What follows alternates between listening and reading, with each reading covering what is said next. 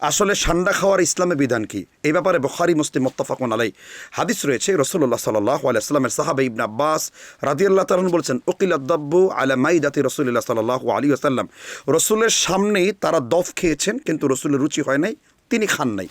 এখন দফ কি? দফের বাংলা হলো সান্ডা। দফ সাধারণত মরুভূমিতে জন্মগ্রহণ করে। দফ দেখতে কিছুটা খাস কাটা রয়েছে। আর দফের খাবার হলো শুধুমাত্র ঘাস, লতাপাতা, পানি ইত্যাদি তারা খেয়ে থাকে। অনেকে আবার এই দফের উপর কিয়াস করে দফ দেখতে কিছুটা গুইসাবের মতো হয়ে অনেক আলেম ওলামাদের মধ্যে এখন দেখা যাচ্ছে দফ মানে গুইসাবের অনুবাদ করছে, আর গুইসাব খেয়ে অনেকেই অলরেডি হাসপাতালে ভর্তি রয়েছে। এটা সম্পূর্ণ একটা জাহিলি ফতোয়া থেকে এটা আসছে। গুইসাব খাওয়া হারাম। গুইসাব হলো সাপ, আর দফ হলো আলাদা বিষয়। তবুও রসুলের রুচি হয় নাই, তিনি খান নাই। তাকরার হাদিস, তার সামনে সাহাবারা খেয়েছেন।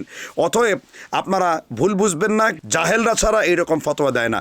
আমরা দফ খাওয়া সুন্নতে সাহাবা দ্বারা সাব্যস্ত, দফকে সান্ডার সাথে একীভূত করবেন না। আল্লাহ আমাদের বুঝার তৌফিক দান করুন।